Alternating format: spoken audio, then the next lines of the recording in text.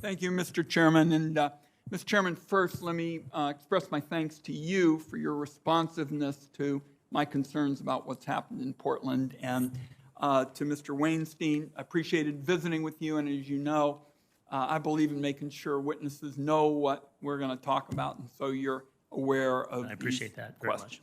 When the Trump administration sent Department of Homeland Security troops into my hometown in the summer of 2020, the department's Office of Intelligence and Analysis was there too. According to a report by the department's Office of General Counsel, the intelligence office sent untrained, inexperienced personnel to Portland without a plan or clear management.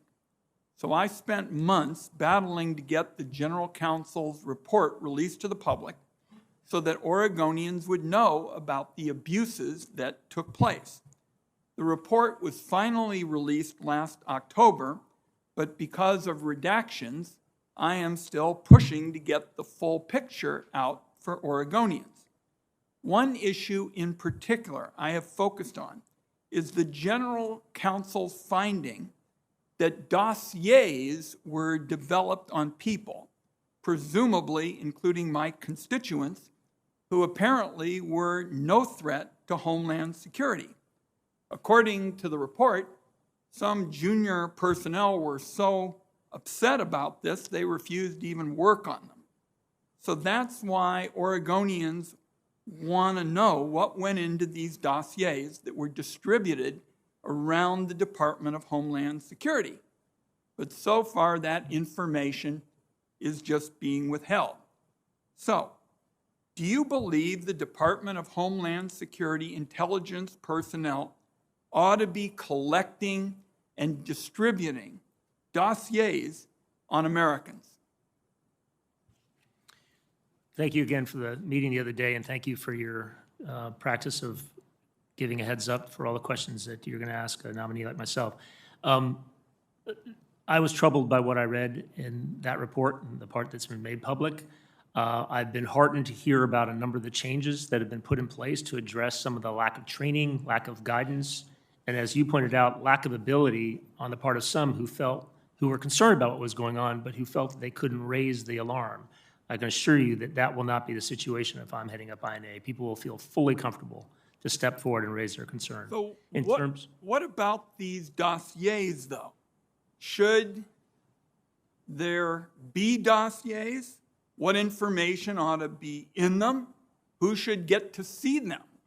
Because that's what my constituents want to know. Yeah, and that goes to the guidelines, and it's very clear. Now, let me step back a second. As you and I discussed, open source collection, which is what INA does, it can be fraught when it's, especially if it's done in the context of protests or demonstrations.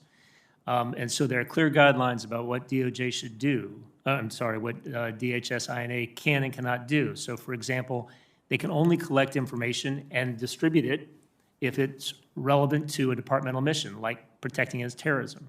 They cannot collect just if somebody is exercising the First Amendment rights. You can't do that. You have to use the least intrusive means of collecting information. And then once that information is collected, in terms of disseminating it, this is U.S. person information that needs to be carefully handled pursuant to executive order and pursuant to law. And so it shouldn't be just distributed, without regard to privacy. And what I read in that report is that there was insufficient training and guidance as to how information about those U.S. persons could and couldn't be distributed. I'm getting ready to run out of time. If you're confirmed, would you release to the public this and other information about this office in Portland that I have been pushing to get unredacted? That's a simple yes or no question. Would you be willing to release it to the public? I won't have the authority to release, but I assure you that I will push hard to release it to the maximum ability of the department. Is there any reason why it shouldn't be released? I know there's some redactions that might have to do with personal information, private information. There might be sources and methods, but I can assure you that your concerns have been passed on. Folks at DHS are already engaged as of last week with folks in the General Counsel's office, and they're working hard to try to absolutely minimize the amount that's withheld. I will only tell you, you got to think, because this is what happened in my hometown. We saw what the Office of General Counsel said.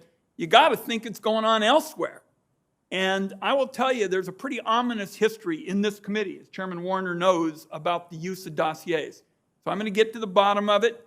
We'll continue to work with you between now and the time this committee votes on your nomination. I'll have additional questions, and I hope we can have a second round as well, Mr. Chairman. Thank you.